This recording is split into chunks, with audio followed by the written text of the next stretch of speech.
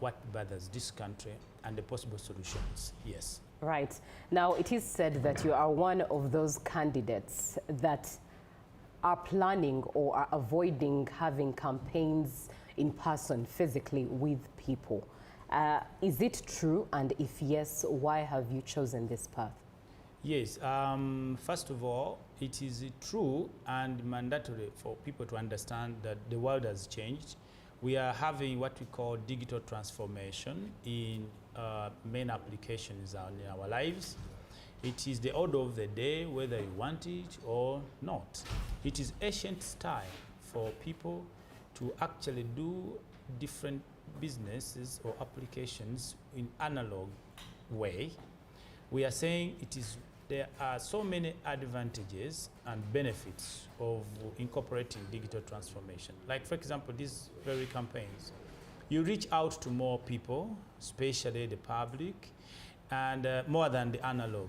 I consider it unrealistic loitering around in the city or the country. You waste a lot of time, and yet the message you want to send to the public can be easily sent via digital structures and platforms. For example, Facebook, Twitter, or X, TikTok, and many other of them. And that's why I object to whoever brought the bill to restrict Facebook, for example. And up to now, it is locked. It doesn't make sense to me. And yet also government installations, they are using it in backdoor, using virtual networks. It is insane, and shame upon you. So we are saying it should be opened up with immediate effect. And our duty as leaders is always to possibly regulate and make sure what is aired out, it is sensible to the public. It should be censored.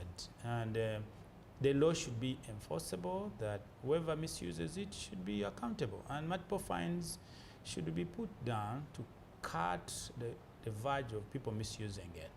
Then also, when you look at the other disadvantages of the ordinary way of doing campaigns, many of our businesses are being disrupted. And also you find that criminals take chance to go on grabbing people's items. Also there is possible spread of contagious diseases and much more because of crowding. Then it is also expensive, and also it puts our population in contact with the voters, I mean with those that are standing and contesting, which has led to multiple bribe possibilities and the corruption within all that arrangement. Kitu kidogo, people asking for money, this and that. But when I stay wherever I am, and I am like, hey guys, this is the information, so I tend to avoid all those kind of extortions that people tend to think they are helping you to be voted, and they think you are desperate. That's why I always put it to you. It's you, the beneficiary of our candidature, as long as you choose the right leaders. All right. Now, given the nature of Uganda's politics, and you've rightfully shared that using the internet is cost benefits. Statistics show that in Uganda altogether, 50 million Ugandans, as of January 2025, 14.2 million Ugandans only use the internet. Now, I understand this is Kampala, so you'd expect it to be quite obvious that there's a number of people using the internet and accessing all these social media platforms to see whatever content is being placed there. But again, I would pose it to you, do you think it's still very effective for your campaign? Because number one, as Ugandans in nature, people love to interact with the people they are voting. And perhaps them seeing you a lot on social media, in-person interaction would add a tick or a thumbs up to just their feelings of meeting you in person. But also looking at the internet use, not many of them have smartphones, I would believe, and those who have could have either a fake smartphone, one that probably does not access, is not able to access all these apps that have your message. Do you still think that not having in-person campaigns is something that your campaign strategy would still stand on? Yeah, again, I keep saying that whoever comes up to stand for any position, you don't need personal intervention or interaction. All you need is the ideas from wherever you are. And we keep saying you don't need to follow all these politicians all around like a snake or snail. simply because many of them, whatever they are doing, it should be, there shouldn't be any personal intentions or selfish interests. That's why I say all you need as a public is the information and possibly the representation of your ideas. You need to gauge and listen to the ideas of whoever is standing. And it's not about engaging with me. The trick behind people claiming, as I can say, that they need intervention or cooperation or mingling with you is all about extortion. Ugandans, you are full of extortions, and all those are self-seeking interests. So it's not true that they want to interact with me. I'm not a woman. You want to like have a face-off with me? No.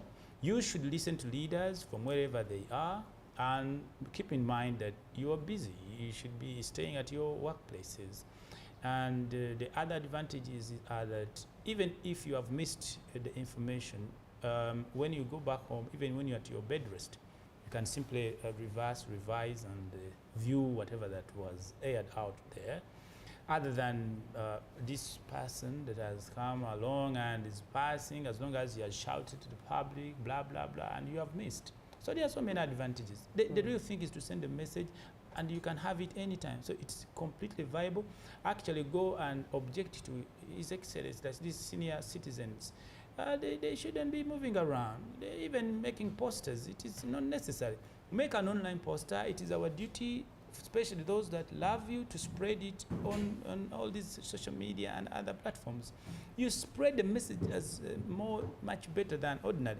Also saying that 15 million to 14 million people have phones. Yes, this is a very big population, and that's the productive population, basically, that is voting.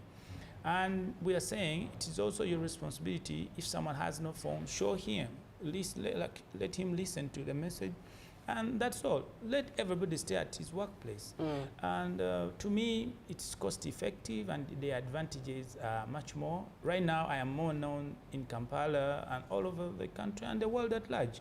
And this is the way to go. Digital transformation is the way to go, whether you like it or not. Right. Whatever you do, this is digital transformation. And we should graduate from analog and ancient way of doing business. Right. So still one would argue, given the nature of Ugandans, one would argue if he becomes the member of parliament to represent us, will he be interacting with us on ground to know what our issues are and represent them on the floor of parliament? First of all, I want to make it very clear. Among the roles of a member of parliament is not to interact with you. First of all, if you've sent him that he's representing, you should have the experience of the feeling of the different applications or relationships of people. Like now, I'm a full businessman. There's nothing I am going to talk about that I am not part of. So there's no need of coming and interacting with everybody. You are over 200,000 people. It's nonsense to someone saying that someone will be coming out always to consult you. Let people know that the business of a member of parliament is in parliament. And the reason why we are choosing you, we are saying you are qualifying and you have much of our fingertip challenges, okay, that you will definitely represent in parliament. Lastly on that, people should know that once you are elected, you are now a national icon. And the cardinal objective of a member of parliament is to make sure you look into the budget, assess it, analyze it, check the balances of appropriations.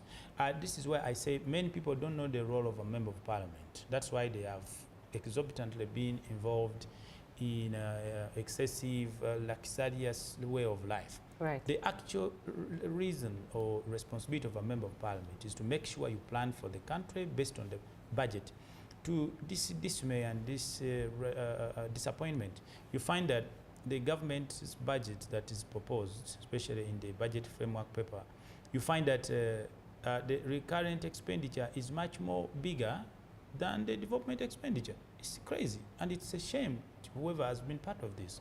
That's why we are saying, instead of blaming you, we are coming up to show you that surely we should increase, especially the development expenditure, where the country's population and installations are being modernized and developed, than you enriching yourselves with much more salaries, allowances, and privileges. It's absurd that we have this kind of big legislature The number of MPs are too way big compared to developed countries. I am keeping on wondering whether indeed we have serious leaders. And for example, if you compare ourselves with Canada, Canada has around 315 MPs with a GDP of at least 2.2 trillion US dollars. This poor, sluggish Uganda with a GDP of only 53 billion. They have over 500.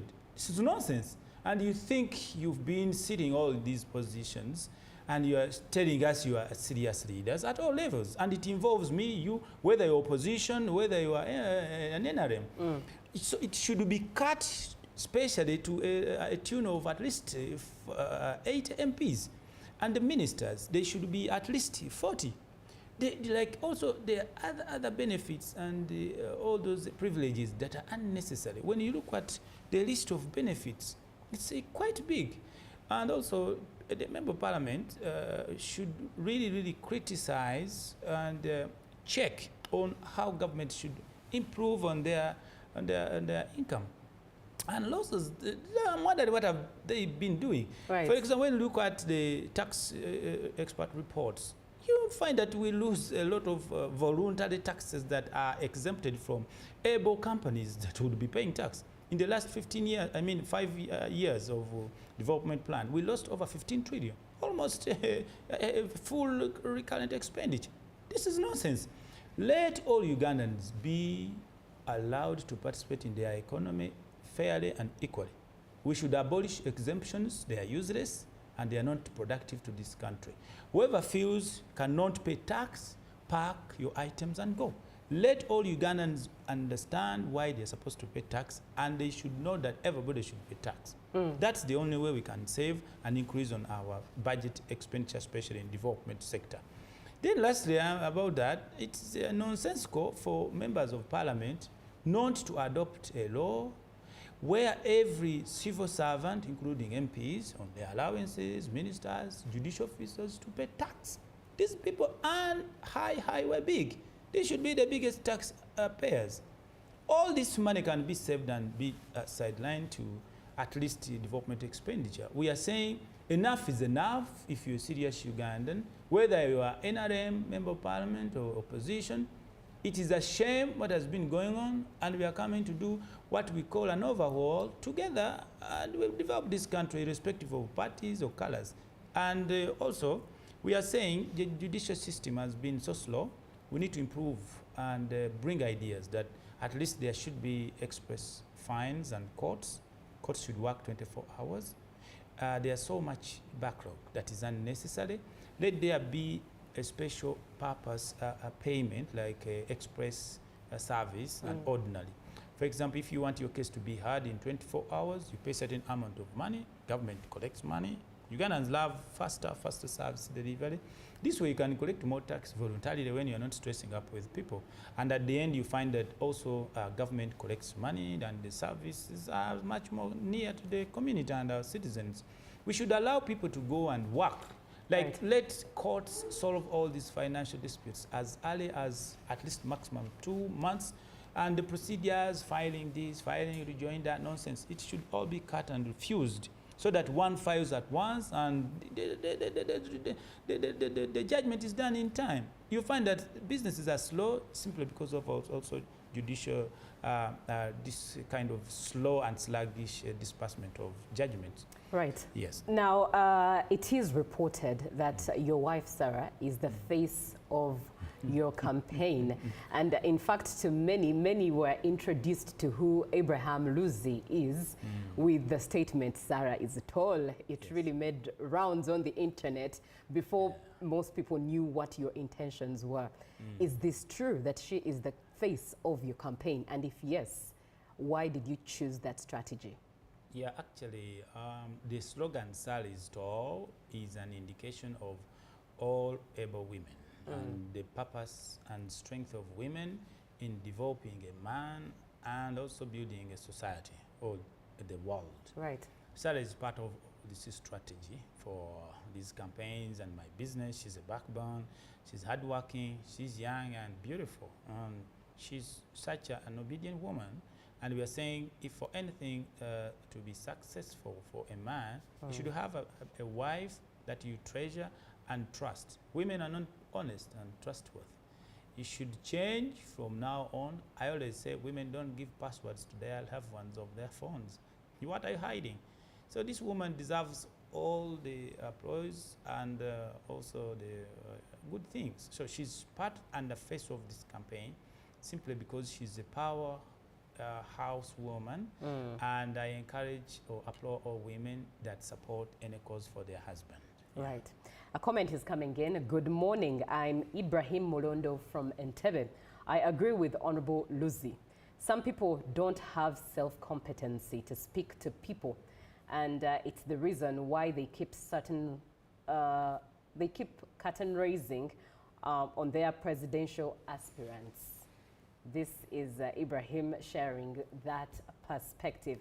Now, lately, the electorate operates on Mpanku way, really, as you rightfully stated it, that many people want to have kitu kidogos and many sell their votes out. In fact, we've had conversations here on UBC on this particular show where you've asked viewers, and they will tell you that how can I vote for someone if they haven't given me any money? And as they say, Kampala si bizimbe. So given your strategy and the truth that you speak, no doubt about it, do you expect Kampala citizens, those who vote within Kampala, to actually vote for you based on the truth that you say? Yes, the population and all Ugandans, they have tried that strategy of extorting whoever stands up for any position, and it's been rampant, especially in villages. It has been a narrative where the population has been thinking that you standing as a member of parliament, surely you're seeking for beneficial interests than the exorbitant benefits in parliament or positions of power. And it is indeed true, it is reflected by a few or many avenues where you find that it is logical for one to think that indeed all leaders are self-seeking individuals and selfish. For example, when you look at the list of allowances and benefits of an MP, they are quite so big. Some are completely unrealistic, and they should be cut to 80% off. We are going to cut the salaries. This proposal shall come because we are having leaders that are not supposed to be able to work for the people. We are saying we must reduce the salaries to at least 2 million. The allowances should be reduced to 80%, and we are saying you should come with your own car. This idea of giving the grant of 200 million to every Ugandan, whoever comes up for member of parliament, never. So if you are expecting 200 million, this time round the law is coming, you should come with, you should be qualified. And that should be at the level of a V8. If you are of VTs, Raum, my dear, wait, not for you. You're not qualified to stand or lead other people. You still have a lot to do on yourself. Then also we are saying... Just to interject, yes. What do you mean that you do not qualify in case you have a certain type of car? Elaborate more. Yeah, to be elected in any position of power, you should be someone of substance. You don't have to be a beginner or actually expecting us to spend much more on you. Leadership is for those that are exemplary and are contented. This way we are trying to cut expenditures and expectations of the population, and even that population having a bad image and an idea that exactly that's why they are extorting. It's like you have gone out there to eat, so this is also our card, like during campaigns. And we are saying you should have your own permanent place of abode, that is your own home. It should be at a level, respectable home, at a level of a member of parliament, and it should be your names. Many MPs are in debt simply because they come to seek for an opportunity to get house loans, car loans, and many other nonsense. So we are saying leaders of such calibers, they should wait. We are going to bring an amendment to regulate all these qualities of a member of parliament. We are saying you should show us where your travel experience. Show us where you've traveled. If at all we are to do a benchmark, whatever you're talking about, where are you getting it? Yes, you should show us. So many people or MPs have come and they are getting their first ever passport in their lives. and their intention to travel, they go simply loitering and bringing nothing back home. Also, you should show us that you pay tax. You should have a tax clearance certificate. Show us you file all government compliant list of taxes. And also you should have at least a turnover of 1.5 billion on your transactions per year. Show us you are serious, not just coming to take up arms and waste and shout around thinking you are the leader. Also, we are saying you should have a minimum of 500 million on your account. If you don't have, simply you have a lot to do on yourself than leading people. Also, we are saying enough is enough. First of all, I want to make it clear, when we come to Parliament, we are going to pass a private member's bill. We are very sure we will get a certificate of financial implication. As long as whatever we are bringing adds on saving government loss of money and also bringing addition to this economy, definitely we shall not find any resistance. On that, as a member of Parliament, we should acknowledge that there has been no minimum wage. So many people have been taken advantage of, like in the public sector and the private sector. I'm very sure even here in UBC or this corporation, so many people are paid peanuts, and simply because there are no formal contracts, someone thinks it's helping you. The law should be very clear when we are trying to align what's the minimum wage and the relevant wages. You find that some people are maligned and are against. For example, doctors who are doing great work to save lives of our people. The minimum salary for our doctor, they are not so many, should be 18 million and above.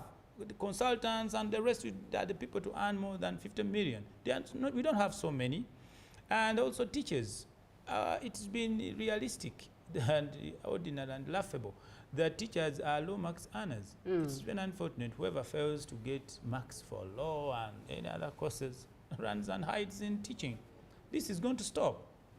Teachers must be among the highest earners of marks, because they are much more experienced in whatever they are doing. Right. And they should be given salary that is relevant to their action, because they save and teach our children. Right. Much more, and much more. Indeed. Thank you very much, Abraham Luzzi. Now, time is such an enemy, and I hope we do get another opportunity to host Abraham Luzzi for him to share all these brilliant ideas that he hopes to implement when he gets into Parliament. I'll close off with some of the comments coming through, but in just 1 minute, Abraham Luzzi, just 1 minute or less. What is your parting shot? What I'm wondering, the show was for 1 hour. Have we expended 1 hour? The corruption begins with everybody at anybody's position. Right. You told me it is 1 hour. I'm just using 20 minutes. I want to air out a few things about corruption. Corruption is the biggest challenge for this country.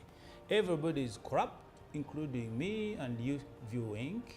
So divide and fight against corruption begins with me, with you, by first of all denouncing it today, tomorrow, and forever. And we are introducing a law that anybody found swindling or even playing around with government's money shall be put to death by hanging.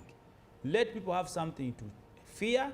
People no longer fear churches or mosques. All right. Corrupt people always are in charge, even on the front desk. We are saying the budget of Uganda and all those allocations done to develop this country is being swindled in loans that don't perform in this country.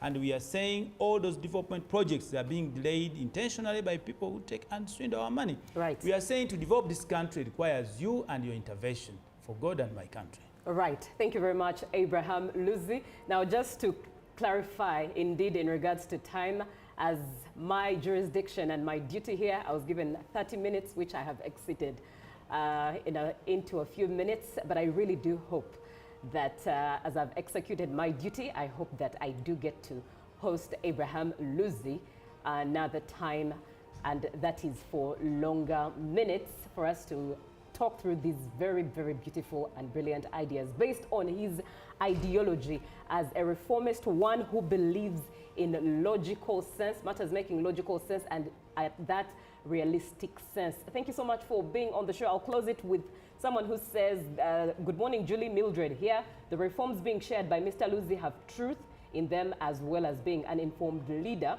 The social media campaign has really helped many of us get access to his knowledge in regards to our leadership. Thank you so much for watching the show. This is Good Morning Uganda, the Friday edition.